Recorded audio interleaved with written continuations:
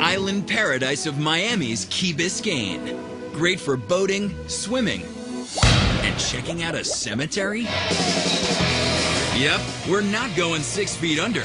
We're heading 45 feet below the sea to the world's largest man-made reef and the only underwater cemetery in the entire world. Can you imagine your loved ones buried underneath the sea? It's amazing. My brother always loved the sea, so he was really the one that said, when I die, I want to go in like the cemetery under the water. My mom, she said she always wanted some oceanfront property, so I think she's got the best in the world there. That's right. Here, families can put their loved ones' ashes under the sea, permanently. This submerged cemetery is located 3¼ miles off the shore of Miami's Key Biscayne and covers 16 acres of ocean floor. Hey, Shawnee, say hello to Grandpa. Hello, Gramps. So how did he get down there? For approximately $2,000, families purchase a spot anywhere in the reef. Their loved ones' ashes are mixed into a concrete mold, which is then placed in the reef, in a plot shape ranging from seashells to starfish. When I tell my friends at work, they're like, "Are you kidding me? That is so bizarre." Bizarre? Maybe not.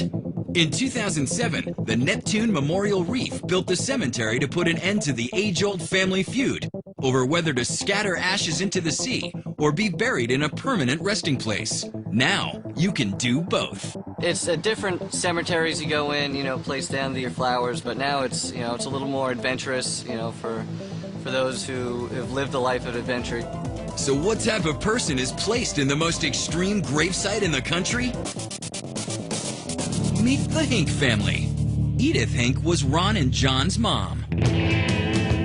She was a real feisty gal, and she loved life, she loved the water, and she always wanted to do something a little out of the ordinary. So in her last few weeks of life, we suggested this. She loved it. And there's a little triggerfish that guards her plaque. That every time you go near it, he comes out and bites your hands. Fingers. I'm saying to myself, that must be her. We think it's her reincarnated as a little fish. And it would be just like her to show us who's boss.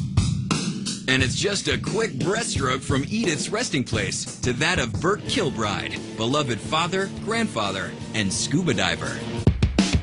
My grandfather was a scuba diver down in the British Virgin Islands. He was a treasure hunter, wreck diver, and ocean man.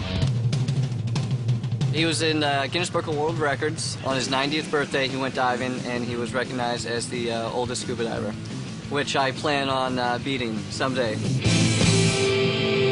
Don't hold your breath. But this final resting place is more than some sand-covered headstones, because this Miami Maritime Memorial is a modern-day Atlantis. I mean, when you look at it, it looks like an underwater city. You have roadways and little areas where people, if they're scuba diving, they can sit down and actually talk with the fish and be able to see all the other placements that are there. And you're gonna need a wetsuit and scuba certification to see them.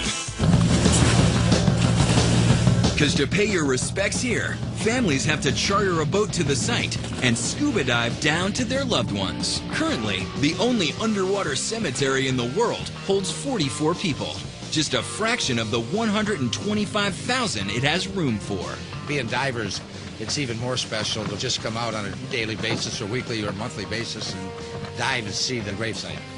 It's pretty cool down there. It's funny, one of the sayings that Neptune Memorial Reef has is life after life.